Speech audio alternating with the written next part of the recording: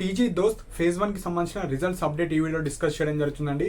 So 2025 నుంచి కొన్ని కొత్త రూల్స్ అయితే వచ్చాయి. సో రిజల్ట్స్ వచ్చిన తర్వాత చాలా స్టూడెంట్స్ కొన్ని మిస్టేక్ చేస్తారు. సో లాస్ట్ ఇయర్ మిస్టేక్ చేయడం వల్ల ఒక 20,000 మెంబర్స్ మనకు ఫేజ్ 2కి ఎలిజిబుల్ కాలేరు. సో ఆ మిస్టేక్ అయితే మీరు చేయకండి. సో నేను ఈ వీడియోలో మనకు రిజల్ట్స్ ఎట్లా చూసుకోవాలి, రిజల్ట్స్ వచ్చిన తర్వాత ఏం చేయాలి, సో వాటి గురించి ఒక 10 ఇంపార్టెంట్ పాయింట్స్ ఈ వీడియోలో డిస్కస్ చేయడం జరుగుతుంది.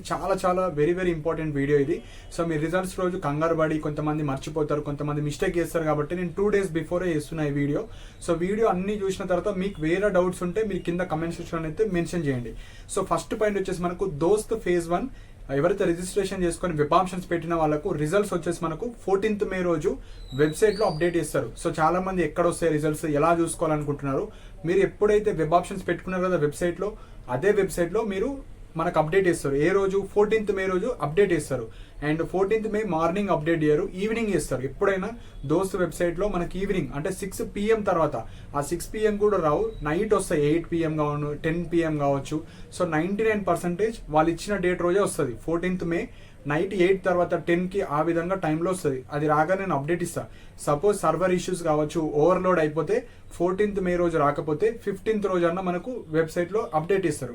So as per schedule 14th May వరకు వెయిట్ చేద్దాం. సో 10 PM వరకు వచ్చేస్తాయి. 10 PM రాకపోతే 15th రోజు అయితే వస్తాయి. సో ఇది రిజల్ట్స్ గురించి. సో వెబ్సైట్లోనే వస్తుంది.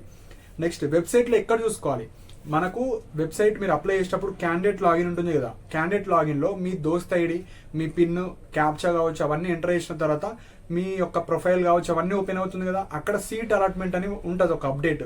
సో మీకు ఫేజ్ 1 రిజల్ట్స్ తర్వాత అక్కడ మీకు సీట్ వస్తే ఒక PDF లాగా కావచ్చు, you are allotted to this college అని వస్తుంది. అంటే సీట్ వచ్చిన వాళ్ళకు. సో కొంతమందికి సీట్ రాదు. సో కొద్దిగా మంచి మార్క్స్ వచ్చినా సీట్ రాదు, కొంతమందికి తక్కువ మార్క్స్ ఉన్నా సీట్ రాదు. సో ఆ సీట్ ఎందుకు రాదో కూడా చెప్తాను. సో సీట్ రాని వాళ్ళు ఏం చేయాలి, సీట్ వచ్చిన వాళ్ళు ఏం చేయాలో ఇప్పుడు చెప్తాను. సో ఫస్ట్ మనకు సీట్ రాని వాళ్ళు ఏం చేయాలో ఇప్పుడు చెప్తాను. సో సీట్ ఎందుకు రాలేదంటే కొన్ని రీజన్స్ ఉంటాయి. ఫస్ట్ రీజన్ మీకు ఇంటర్ మార్క్స్లో తక్కువ ఉండడం వల్ల సీట్ రాలేదు ఫస్ట్. సెకండ్ పాయింట్, సపోజ్ మీకు ఇంటర్ మార్క్స్ ఎక్కువ ఉండి మీరు ప్రాపర్గా వెబ్ ఆప్షన్స్ పెట్టుకోలేరు. అంటే ఓన్లీ 2 కాలేజ్ పెట్టుకోవడం, 3 కాలేజ్ పెట్టుకోవడం, 5 కాలేజీలు, 10, సో అలా పెట్టుకోవడం వల్ల రాలేదు. కొంతమందికి మంచిగా వచ్చాయి, కాకపోతే వాళ్ళు ఒకటే కోర్స్ పెట్టుకోవడం వల్ల రాకపోవచ్చు. ఎందుకంటే ఆ కోర్సులో మీకన్నా టాపర్స్ ఉండడం వల్ల. సో ఇప్పుడు ఇంటర్ మార్క్స్ 960, 970 అనేది చాలా మందికి వస్తున్నాయి. సో మీకే వచ్చినాయని మీరు అనుకుంటే తప్పు. ఎందుకంటే మనకు టాప్ 10, టాప్ 15 కాలేజ్ అందరు పెడతారు.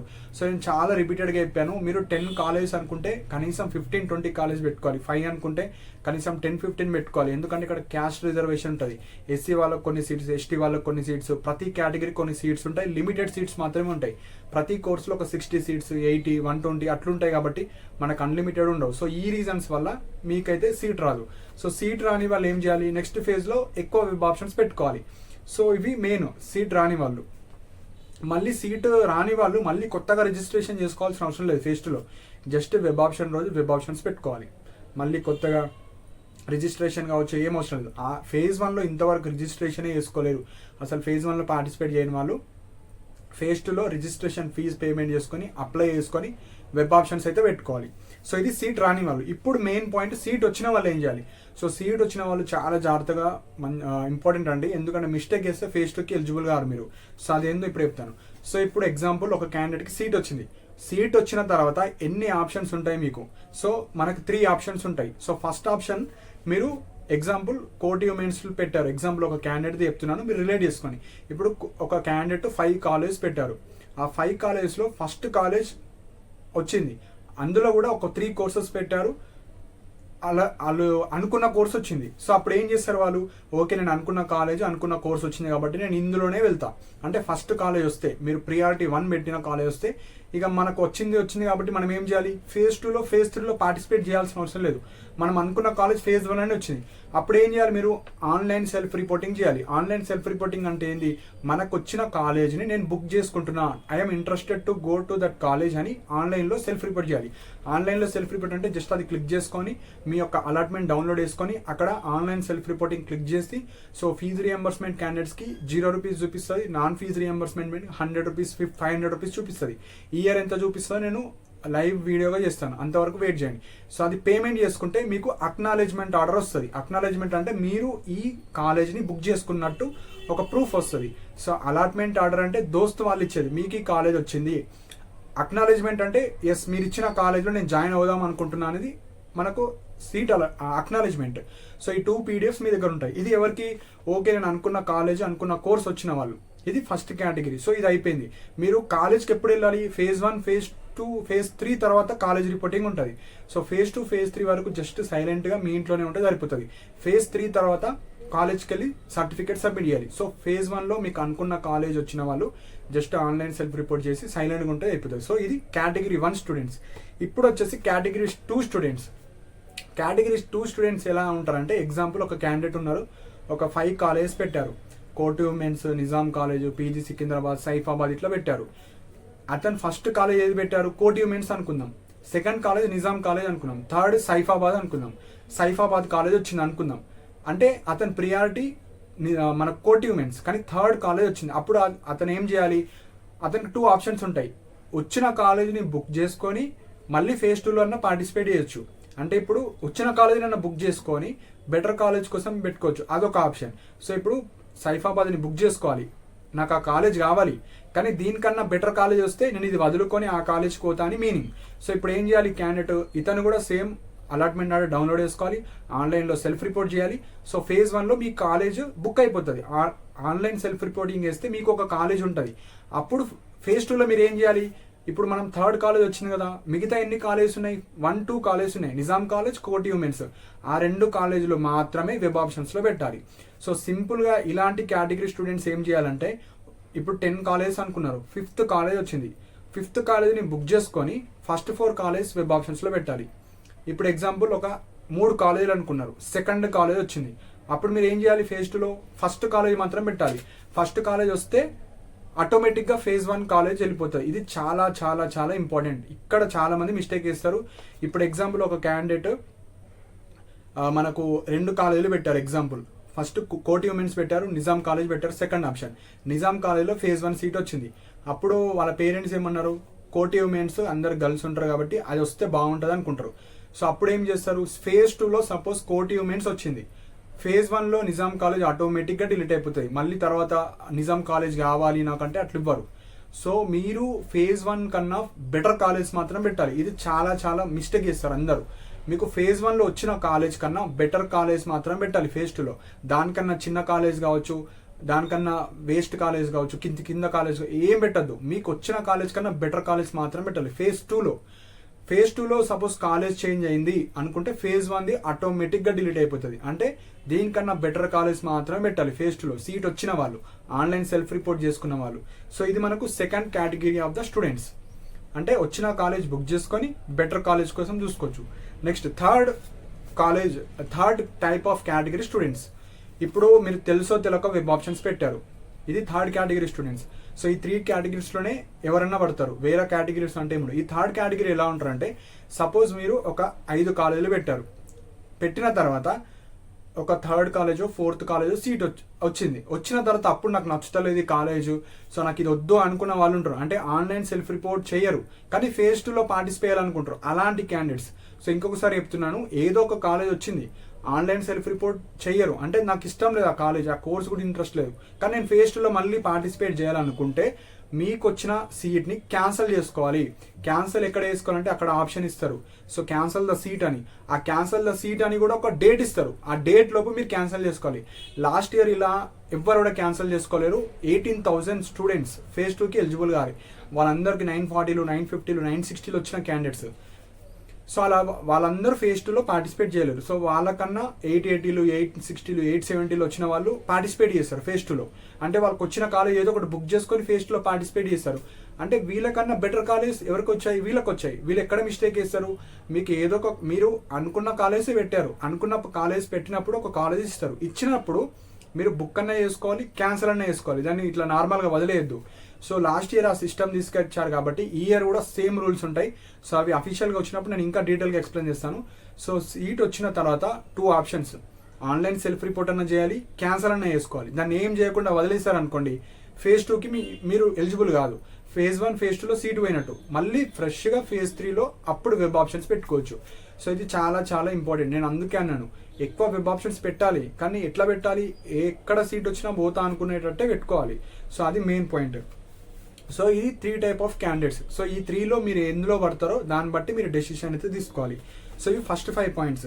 నెక్స్ట్ వచ్చేసి ఎవరైతే సీట్ వచ్చిన వాళ్ళు మీరు డౌన్లోడ్ అలాట్మెంట్ ఆర్డర్, నెక్స్ట్ వచ్చేసి మనకు ఈ ఆన్లైన్ సెల్ఫ్ రిపోర్ట్ చేస్తే అక్నాలెడ్జ్మెంట్ ఆర్డర్, ఇవి 2 జస్ట్ పీడిఎఫ్ డౌన్లోడ్ చేసుకొని పెట్టుకోండి.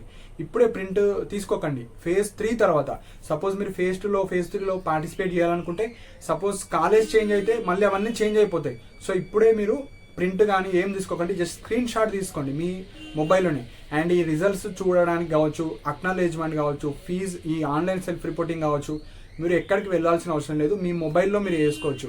మీ మొబైల్ ఎట్లా వేసుకోవాలో కూడా నేను చెప్తాను. బయటికి వెళ్తే 100 రూపీస్ 50 రూపీస్ అట్లా అడుగుతారు. మీ మొబైల్లోనే వేసుకోండి. ఇది జస్ట్ 1 మినిట్ పని ఉంటుంది. సో అది main point. Online self reporting just click చేస్తే మీకు అక్నాలెడ్జ్మెంట్ వచ్చేస్తుంది. సో ఇప్పుడు ఫేజ్ 2లో వెబ్ ఆప్షన్స్ ఎట్లా పెట్టుకోవాలో చెప్తాను.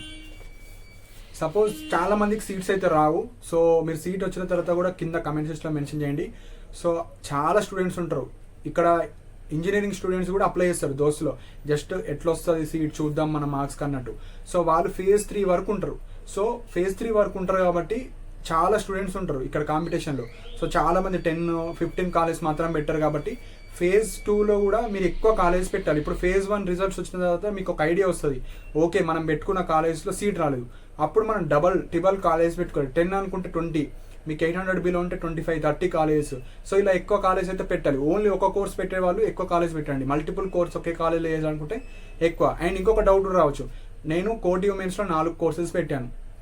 నేను first course, second, third, fourth priority ఇచ్చాను. అందులో సెకండ్ ప్రియారిటీ వచ్చింది. ఫస్ట్ ప్రియారిటీ వస్తే బాగుండని అనుకున్నా కూడా కోటి ఉమెన్స్లోనే ఏ కోర్సు కావాలో ఆ కోర్సు వెబ్ ఆప్షన్లో పెట్టుకోవచ్చు. అంటే విత్ ఇన్ ద కాలేజ్ అన్న పెట్టుకోవచ్చు, వేరే కాలేజ్ అన్న పెట్టుకోవచ్చు, ఇట్లా కూడా పెట్టుకోవచ్చు వెబ్ ఆప్షన్స్. సో ఇలా కూడా మీరు వెబ్ ఆప్షన్స్ అయితే పెట్టుకోవాలి. సో ఇంకొకటి ఫేజ్ 1లో ఒక కాలేజ్ వచ్చింది, ఫేజ్ 1 కన్నా బెటర్ కాలేజే పెట్టుకోవాలి. మళ్ళీ ఫేజ్ 2లో దీనికన్నా చిన్నవి పెట్టుకుంటే కాలేజ్ చేంజ్ అయితే మళ్ళీ నాకు ఫేజ్ 1 కావాలి, నాకు ఇప్పుడు ఫేజ్ 2 వద్దు అంటే అట్లుండదు, అది ఆటోమేటిక్గా డిలీట్. సో సపోజ్ ఫేజ్ 2లో పెట్టిన కాలేజ్లో కాంపిటీషన్ ఉంది, ఎక్కడ సీట్ రాలేదు, ఫేజ్ 1 ఉంటుంది. సో ఇక్కడ ఒకటే అర్థం చేసుకోండి, ఫేజ్ 1లో ఆన్లైన్ సెల్ఫ్ రిపోర్ట్ చేస్తే మీ మీద ఒక సీట్ బుక్ అయిపోతుంది. ఫేజ్ 2లో కాలేజ్ చేంజ్ అయితేనే ఫేజ్ 1 డిలీట్ అవుతుంది. ఫేజ్ 2లో మీరు పెట్టిన కాలేజ్లో కాంపిటీషన్ ఉంది, ఎక్కడ సీట్ రాలేదంటే ఫేజ్ 1 ఉంటుంది. అంటే మీకు ఒక కాలేజ్ అయితే ఫిక్స్, ఫేజ్ 1 కాలేజ్ అన్నా చేంజ్ అయితే ఫేజ్ 2 కాలేజ్ అన్న ఉంటుంది. సో సీట్ వచ్చిన వాళ్ళకు, ఆన్లైన్ సెల్ఫ్ రిపోర్ట్ చేసిన వాళ్ళకు ఒక సీట్ అయితే పక్కా వస్తే ఫేజ్ 1 ఉంటుంది, లేకుంటే చేంజ్ అయితే ఫేజ్ 2లో మీరు ఏం వెబ్ ఆప్షన్స్ పెట్టారో అందులోకి ఒక సీట్ అయితే ఉంటుంది. సో ఇవి మనకు ఫేజ్ 2కి సంబంధించిన, ఫేజ్ 1కి సంబంధించిన రిజల్ట్స్. సో రిజల్ట్స్ 14th మే రోజు వస్తుంది. సో వచ్చిన తర్వాత మీరు కింద కమెంట్ సెక్షన్లో మెన్షన్ చేయండి, నాకు నిజాం కాలేజీలో వచ్చింది, నా మార్క్స్ ఇది. సో దోస్తు వాళ్ళు ఏం చేస్తారంటే మనకు కట్ ఆఫ్ మార్క్స్ కావచ్చు, ఏం బెటర్ అఫీషియల్గా.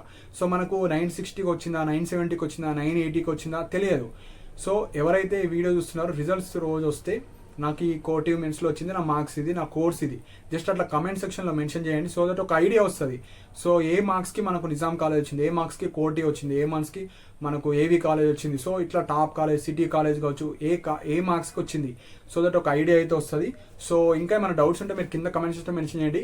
సో ఎవరికైనా గైడెన్స్ కావాలనుకుంటే కింద డిస్క్రిప్షన్లో నా వాట్సాప్ నెంబర్ ఉంటుంది. సో ఇంట్రెస్టెడ్ ఉన్న వాళ్ళు మాత్రమే దోస్త్ గైడెన్స్ అని మెసేజ్ చేయండి, కాల్ చేస్తే లిఫ్ట్ చేయను. గైడెన్స్ తీసుకున్న తర్వాత మీరు కాల్స్లో మాట్లాడచ్చు. లైక్ సీట్ రాని వాళ్ళు కావచ్చు, వెబ్ ఆప్షన్స్ ఎట్లా పెట్టాలి, సపోజ్ తక్కువ మార్క్స్ ఉన్నాయి, నాకు ఏ కోర్స్ అన్నా పర్లేదు, నాకు ఈ కాలేజ్ కావాలి అట్లాంటి వాళ్ళు కావచ్చు, నాకు ఈ కాలేజ్లో ఈ కోర్స్ మాత్రమే కావాలనుకున్న వాళ్ళు, లేకపోతే నాకు కోర్స్ ఇంపార్టెంట్ కాలేజ్ కావాలి. సో ఇలాంటి డౌట్స్ ఉన్న వాళ్ళు, సీట్ రాని వాళ్ళు, కొంచెం 600-700 ఉన్న వాళ్ళు, మంచి కాలేజీలో సీట్ రావాలంటే అండ్ ట్రెండింగ్ కోర్సెస్ కావచ్చు, ఎట్లా పెట్టుకోవాలి, సో వాటి గైడెన్స్ కావచ్చు, కాలేజ్ లిస్ట్ కావచ్చు. సో ఇంట్రెస్ట్ ఉన్న వాళ్ళు మీరు మెసేజ్ చేయొచ్చు.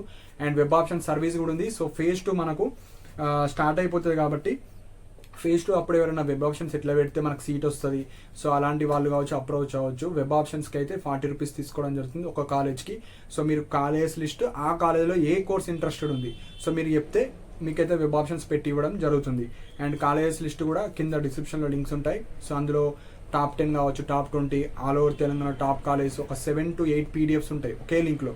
50 రూపీస్ ఉంటుంది. ఇంట్రెస్ట్ ఉన్న వాళ్ళు అది క్లిక్ చేసుకొని మీరైతే పేమెంట్ చేసుకున్న తర్వాత మీ వాట్సాప్ నెంబర్కి మెయిల్కి ఒక మెసేజ్ వస్తుంది పర్చేస్ చేసినట్టు. అది చదివి కింద యాక్సెస్ యువర్ పర్చేస్ ఉంటుంది, అది క్లిక్ చేస్తే మీరు లాగిన్ అవ్వాలి మీ మొబైల్ నెంబర్తోని. సో లాగిన్ అవుతే మీ పీడిఎఫ్స్ మీకు వస్తాయి. ఏమన్నా ఇష్యూస్ వస్తే కింద డిస్క్రిప్షన్లో మెసేజ్ చేయండి, లైక్ అమౌంట్ పే చేశాను, ఈ పేమెంట్ ప్రూఫ్ పంపిన తర్వాత మీ కాలేజ్ లిస్ట్ మీకైతే సెండ్ చేయడం జరుగుతుంది. ఆర్ మెయిల్ అన్న డిస్ప్లే అవుతుంది, మెయిల్ కన్నా మీరు మెసేజ్ చేయొచ్చు. సో అన్నెసెసరీ డౌట్స్ కావచ్చు, అన్నెసెసరీ మెసేజెస్ కావచ్చు, సింపుల్ డౌట్స్ కావచ్చు, రిప్లైస్ అయితే ఉండవు. సో గైడెన్స్ తీసుకున్న వాళ్ళకి మాత్రమే రెస్పాన్స్ కావచ్చు. టిల్ phase 3 ఉంటుంది. సో ఎవరైతే 100 రూపీస్ పే చేస్తారో టిల్ phase 3 వరకు మీకు doubts, clarifications, college reporting certificates, ఏ కోర్స్ ఎన్ని ఉంటుంది, ఈ కాలేజ్కి సంబంధించిన కోర్సెస్ ఏమేమి ఉన్నాయి, సో వాటి గురించి అన్ని మీకైతే ఇన్ఫర్మేషన్ ఇవ్వడం జరుగుతుంది. సో phase 1 రిజల్ట్స్ వచ్చిన రోజు రిజల్ట్స్ ఎట్లా చూసుకోవాలి, ఆన్లైన్ సెల్ఫ్ రిపోర్టింగ్ ఏం చేయాలి, రూల్స్ అండ్ రెగ్యులేషన్స్ ఏమేమి ఇచ్చారు ఈ ఇయర్, అవన్నీ డీటెయిల్గా ఎక్స్ప్లెయిన్ చేస్తాను. సో ఈ వీడియోలో అన్ని ఇన్ఫర్మేషన్ చెప్పాను. సో వేరే డౌట్స్ ఏమైనా ఉంటే మీరు కింద కమెంట్ సెక్షన్లో మెన్షన్ చేయండి. అండ్ ఇలాంటి అప్డేట్స్ కోసం మన ఛానల్ని సబ్స్క్రైబ్ చేసుకోండి. And thank you for watching my video.